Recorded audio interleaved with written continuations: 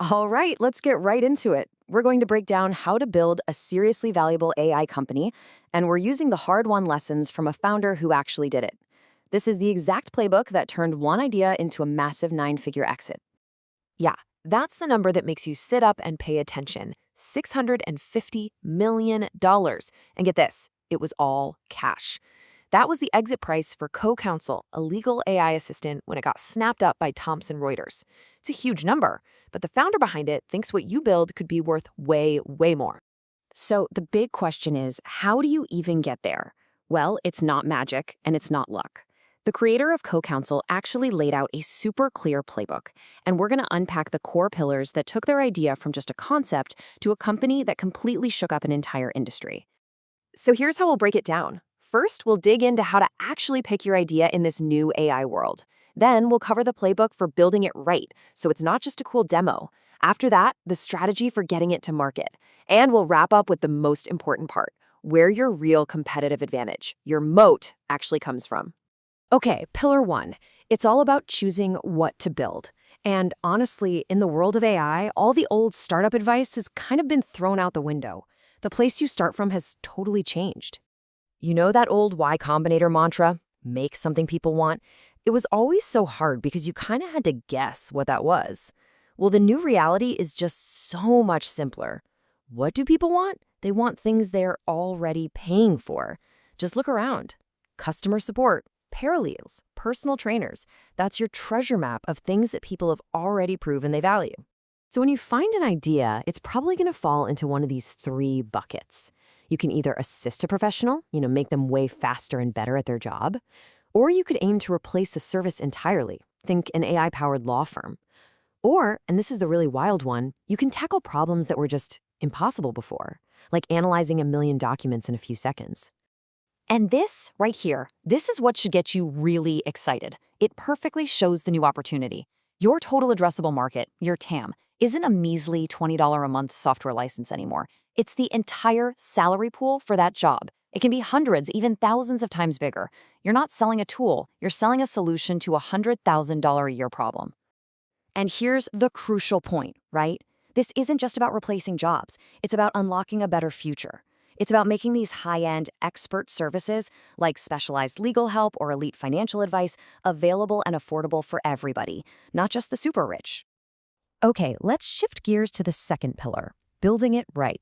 This is where the rubber meets the road. This is the tactical, in-the-trenches playbook for taking that great idea and turning it into an AI product that actually works, reliably, in the messy, real world. So the whole process starts with some serious domain expertise. You have to figure out exactly how the best human professional does the job. Not a guess, the actual nitty-gritty steps they take. You basically break that complex skill down into a simple checklist. And those steps? That becomes your product's workflow. Now, sometimes it's a simple, straight line, do this, then that. Easy, you can just use Python. But other times, the task is more like a choose-your-own-adventure. It depends on the situation. That requires a more complex agentic system. Pro tip, start simple if you can. Prompts get slow and expensive fast. This slide right here, this is the great filter for AI startups. Seriously, anybody can hack together a cool demo that works, 70% of the time and go raise a bunch of money on it. But that product is going to die in the real world. The real work, the hard part, is crossing that chasm from 70% to 97% reliability. And this quote just perfectly captures the mindset you need. It's not glamorous, it's a total grind. It's you at 3 a.m, tweaking one word in a prompt for the 100th time, just trying to squeeze out another 1% improvement. If you have that willingness to just suffer through that, you have a massive, massive advantage. So how do you actually do it? Well, you build an evaluation framework. You don't guess. You create dozens, maybe even hundreds of objective tests with clear black and white answers. For this input, the output has to be true, or it has to be the number 6. This lets you scientifically measure if all your frantic late-night changes are actually making things better or worse. In the beginning, you're going to write all these tests yourself. But your best, most valuable tests, they're going to come from your customers. They will use your product in ways you never, ever imagined. They'll do what the founder called the dumbest shit. And every single time it fails, that's a new priceless evaluation you can add to your framework to make it stronger. All right, on to the third and often most overlooked pillar. You've built this incredible, reliable product. Now, how do you actually sell it? This is where so many brilliant technical teams just completely fall down. So look, you are going to get a ton of pressure from investors, especially those Series A and B VCs. They're going to tell you that product doesn't matter as much as sales and marketing. And the founder's direct experience? Yeah, that's bullshit. A truly amazing 10x product builds its own momentum. Word of mouth becomes your best salesperson. So here are 3 really practical tips.